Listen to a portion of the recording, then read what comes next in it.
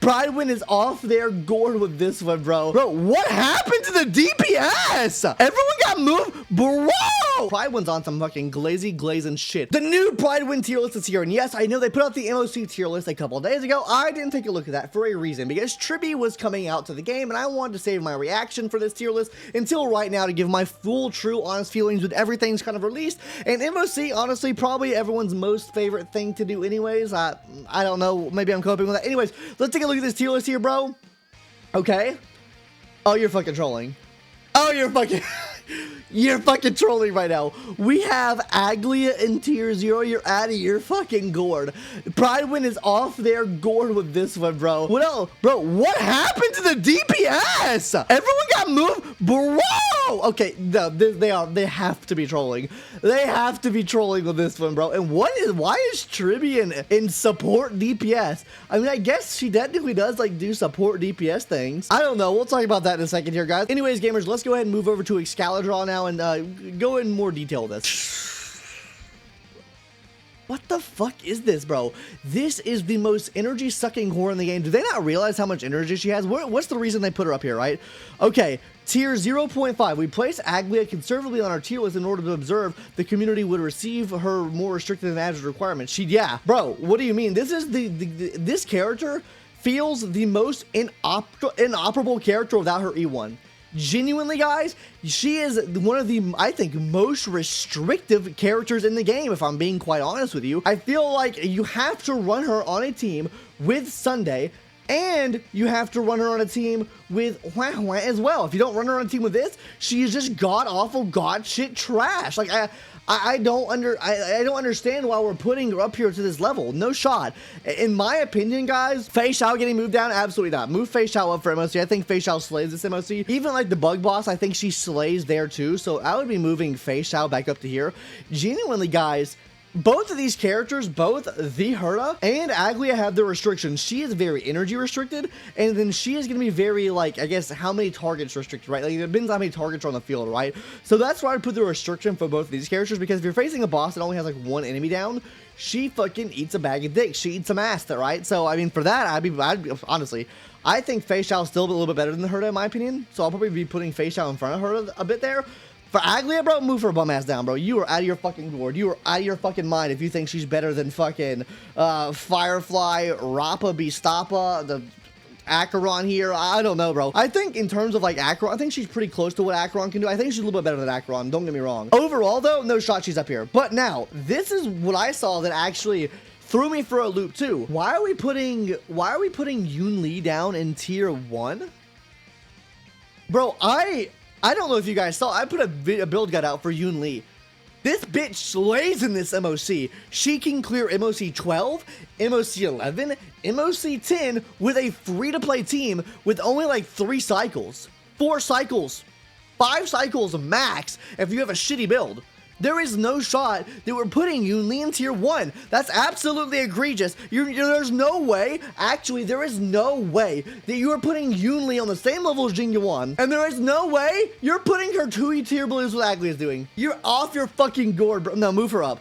No, Yunli gets moved up. She's tier 0.5. She absolutely slapped. I recently got a chance to like really go in and test Yunli here with like a free-to-play team with like Remembrance MC, with Ting Yun, and also Gallagher as well. So like not really any energy there except for Ting Yun giving you energy, and not like any 5-star support, like a completely free-to-play team with no pay-to-win like she is popping the fuck off. There's no shot you put her here. She goes up to tier 0.5 in my opinion. You move Agelea down. Fuck that piece of bro. Prydwen's on some fucking glazing shit. I'm curious to see why they moved both Fei Xiao and Robin. I mean, what's her name? Firefly down. Okay, I can actually see why they moved Firefly down. Break is kind of, it's kind of hitting diff. Not gonna lie. I've always said, in my opinion, that Rappa and Firefly are on the same level. I think with higher investment, you get more out of Rappa than you do out of Firefly, personally. But that's just with a little bit higher investment. I think she's a bit easier free-to-play build. But overall, I think they're pretty on par with what they can do. Let me see why they did that exactly. Firefly and Fei Xiao. Just like the transition from 1.0 to 2.0, as we move from 2.0 to 3, we're seeing an increase in power for new characters. New enemies and new mechanics to favor them and fall off older characters. I don't really see that much with Fei Xiao. Not as much with Fei Xiao. Fei Xiao was still dishing out damage. I almost got a 3-cycle clear on side 1 of MOC 12 with her. Like, it's Really? I don't think so, bro. But Fei Xiao is at a strong disadvantage with AoE focused phases, and Firefly will technically, a blast damage dealer doesn't thrive in AoE because she has particular trouble with bosses that spawn multiple enemies and that aren't frequently weak to fire. I mean, yeah, I can see that for Firefly, not for her. Like, dude, she literally was clearing shit. Like, she was perfectly fine for me in MOC 12. I think she actually performed better on MOC 12 for me than the Herda did on MOC 12 for me, okay? Now, I probably had a little bit more investment on her team because I have her Sig Light Cone. I don't have Herda's Sig Light Cone, but still, I mean, like, it was, like, if I didn't have her Sig Light Cone, probably performing on par with what the Herda is able to do with her Sig Light Cone, right? Or probably on par with what Herda is able to do just in general, right? That's my honest opinion on it. I get that she's not good for AoE scenarios, but I don't think that she necessarily has to be good at AoE scenarios as long as she's clearing out those single target mobs fast. I think it's fine. I think as long as you're targeting the main two bosses with her ult every single time and you maybe just taking hits from the other people, I think you're fine, right? Especially with how frequently the enemies you're hitting. If you're running her in her best in slot team, that would be like a team with Adventurine, right? He is constantly, and I mean constantly, following up on the enemies anyways because they do a lot of AoE attacks which fill his gauge up faster, which lead to more ult uptime for her. I just don't see how that's the case. I would be moving her up to tier 0 because I still think she is still tier 0. Moving Agelea's bitch ass down, moving Yunli's bitch ass up. I think this is fine right here. Kof Kusi has a fucking thing right next. Wait, why did they move? Okay, I need to see why they moved QQ up. I need to see what this is for here. I agree with Clara being ranked here. And I kind of, honestly though, this current MOC is Imaginary Week. And it favors energy a lot. I'd probably, honestly, I think that both Danny and Dr. Ratio here do get a buff because we do have an Imaginary Weak boss, and both of these are very reliant on getting their ults off. Him for getting a more SP efficiency and just getting to his like triple dragon state a little bit faster. He's just more SP efficient, right? And him with getting some extra follow-ups, and that's where the main majority of his damage is coming from. So hit ult and then follow up. I think that's gonna be really good for Dr. Ratio. I think both of these do move up to tier 1. I think they are probably on par with what these can do for this current MOC. I get that these MOC tier lists for Prydwen are gauged off the last 3 MOCs, but for me, if I'm gauging off of this current MOC, these two go up for damn sure. But like I said, I want to see why they necessarily, okay, I gotta see why they moved her down to QQ. The little gambling gremlin thrives most in the most recent phases. We're raising her up. Okay, I mean, it's tier 3 to tier 4, not really too special, right? But what else do we have here? Okay, oh my god, bro. We're gonna get into that in a second here, guys. Yunli. Yunli is currently not performing on par with other Apex character damage dealers, especially considering the adjustment rating to Firefly and Fei Xiao. We had Yunli on the edge of Apex tiers before. I think she's still Apex. I still think she's Apex with what she's able to do this current MLC. Can I pull up what she did for me? Like, I mean, look how much damage she's doing on a semi-free-to-play team here for me. This is a team with Robin and Hua with Remembrance MC. That's 260k damage. Gets hit again. That's another 270k damage. Then we get the ultimate from the passive we have right now. Then she's gonna go back in again for another hit. And what's that? Another 323,000. Like, that's like over 800,000 damage right there in a little burst of like a couple hits. Like, as long as you're playing her correctly, she fucking works out amazingly for you. Like, there is no shot that you're putting her below or that far below what Agelea is able to do when Agelea has a 270 energy. You're out of your fucking gourd if you think that's gonna happen, right? All right, I just like using out of your gourd. It's pretty good to me. Anyways, guys, the Ragfell, yeah, dude, honestly, Kafka, that kind of fell off, guys. I'm not gonna lie to you. Dot did kind of fall off, bro. I'd be putting an eye on her too, bro. Yeah, I don't know. I mean, these other ones, okay, but let's move on to this list here now, guys. Wait, what? Wait, why do they put Argenti in support? Bro, whose dick are they sucking? This better be a good-ass fucking explanation, bro. New feature, double placement. We revamped the tier backend, which allows the placement of characters in multiple columns at the same time. Wait, what? Wait, what do you mean multiple columns? What the fuck? Oh, I guess I didn't realize this, right? Okay, I mean, is that really? I mean, I guess that would be a decent idea, right? So Argenti's down here, but he's up here for support DPS. I wonder why he's up that high as a support DPS, though. Argenti was mostly paired with Herda in this MOC. His hypercarry team were in the minority. Okay, that's fine, but okay, so he's a good sub DPS, and I never tried it. I actually never tried that team, even though I have him. I genuinely never tried it. I'm assuming it would be good because he gets an 80% crit damage buff, absolutely massive for him. I mean, I can kind of agree with that then, if they're gonna put him in both categories, but there's no shot that you just move him over there to the support DPS just because he can play a supportive role. His main role technically is, like, I would say, like main DPS. But that's good to see him getting shown some love over here. I do think he would be pretty good as a sub DPS. I think he's probably better than Serval, if I'm gonna keep it a buck with you.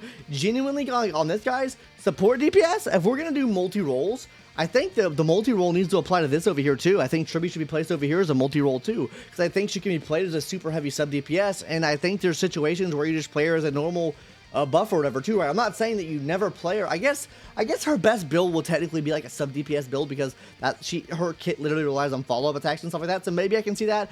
Do I think she's the best over here? Absolutely. I mean, if we're counting her as a support DPS, she gives you absolutely massive buffs, and on top of that, she's doing decent sub DPS damage as well. Yeah, best of my opinion. I agree with that. Now, if I were to put her in this role, right? If I were to put her in the amplifier tier, where would I put her at? This might be a hot take. If Tribbie was over here, right? If Tribbie was in this role right here, I'm not saying that they are, right? What I would genuinely do, guys, probably I would move Sunday down a tier, right? I think I'd move Sunday down a tier. Genuinely, guys, might be a hot take. For E0, S0, I'd probably be moving Ruan Mei down to this tier as well. I'd be putting Tribbie up here. I think that Tribbie and Robin stand on their own, and I've been a fucking huge Ruan Mei shield to the day I die. I do feel the decrease in work that Ruan Mei's been putting in. Genuinely, guys. I do feel the decrease in work that Ruan Mei's been putting in, personally. And I really just don't use Sunday all too much. Like, I use him on some teams, but I don't think that he's a full 2 tiers ahead of what Sparkle's able to do. I understand, like, his best in slot teams are great or whatever, but I mean, for the most part, you can run a lot of his best in slot teams with Sparkle as well. The main advantage he has is bringing Memo Sprites to the front, and Agelea, I don't believe Agelea should be up here, genuinely. So if I don't believe that Agelea should be up there, I don't believe that he should be up there either. The energy's nice, he helps out a lot more than she does, but not 2 full tiers ahead. That's my take on that. This fucking dude, he fucking slaps, bro. Keep his ass up here, bro. Everyone else, I think, is pretty fine up here, but I want to move back to this side now. For this, moving Herta up, I think Herta moves up here. Honestly, I think that he moves down. Genuinely, guys. I don't really see many people using him at all, like in terms of usage rate, nor do I see him really even being that good. He's a knockoff Topaz. Do I think he's, I guess, no, you know what, he's E6. For this, I don't think he's 2 tiers below what E1, E0, S0 Topaz is. I do believe his E6 is pretty close to what she can do, so for that, I'll be keeping him here for now. Her, yeah, we move her down. I genuinely think she gets moved down. I think Kafka stays right here, though. I don't think Kafka does anything else. I don't know why Kafka's technically like a main DPS and she's a support DPS. I mean, I guess so, right? But she really relies on the support aspect of the DPS, or really relies on the support DPS aspect to do her damage. Personally, I mean, I'd probably be moving her over to this side here, because I do believe she's more of a support DPS. That's how I use her anyways. Most of the time I use Kafka now, I use it on a Dotcaron team, right? Like, Acheron's the main source of damage, and then they're here for debuffs and just doing some extra sub DPS dot. I would probably be moving Kafka over here, or maybe putting her in a dual typing scenario where she's here as a main DPS and then she can be over here as a support DPS as well, because I do believe she's one of the characters that work in both fields here. Sampo, well, I can pretty much agree with that. Now onto our amplifier tier. I think we've already touched on this right here. Yeah, I mean, for the most part, I agree with this here. I agree with this here. Wait, well, I mean, this is the take that I said previously, by the way, guys. I said that these characters should be moved down, that this character should be moved down, and this character should move down, right? I thought all of these characters should be moved the fuck down, right? And I'm fine with this. This is a great change. Yo, this right here probably we did good. Move her ass down, bro. Bro, Bronya just sucks more and more ass. She is really starting to show the age of her power creep. I do think it took the longest for the game to power creep her. Genuinely, I do. But my god, bro. It's really starting to hit her now. You know what they need to do? When they come back and buff these characters, the one buff they need to do this character, I shit you not, I don't think they necessarily even need to change any of the buffs she does. I think that she is just so SP unfriendly, they need to add some SP efficiency to her kit, right? If we look at the other two characters, she is like SP neutral, right? Because she can give skill points back. And then she also is increasing the SP cap as well. He is SP neutral as well. She needs to be SP neutral. What I think they need to do genuinely, I don't even think they need to add SP neutrality to her base kit. I think they need to make the E1. Buff the E1, give her a free skill point back every other turn. I don't think she has to. I think if you bring down how SP unfriendly she is, remove the 50-50 chance, I think she'll be much better. Genuinely, guys.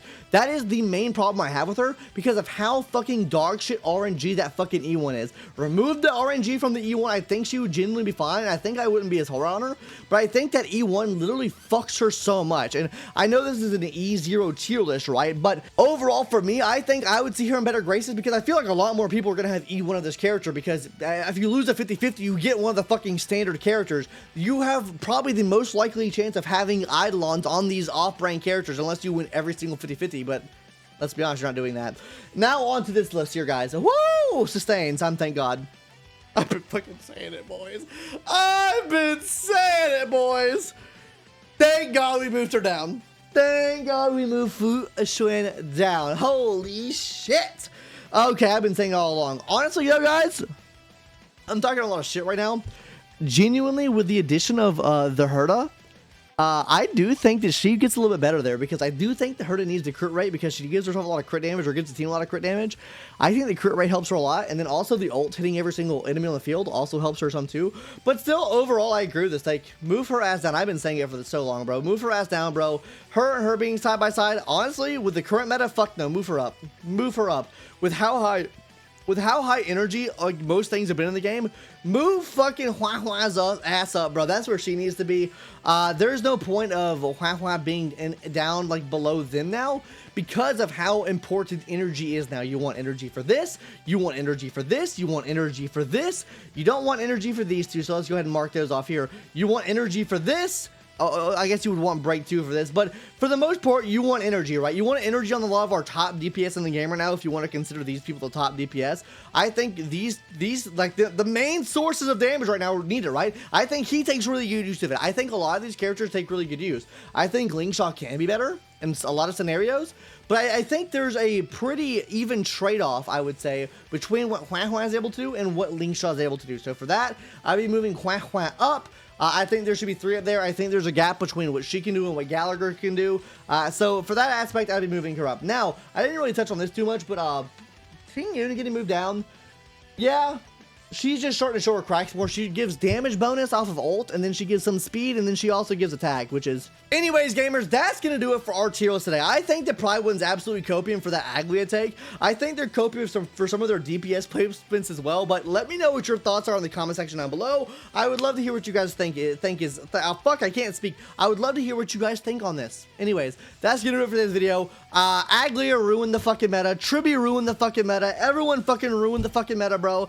L plus ratio plus fuck me in the ass. Anyways, guys, see you later. Bye-bye.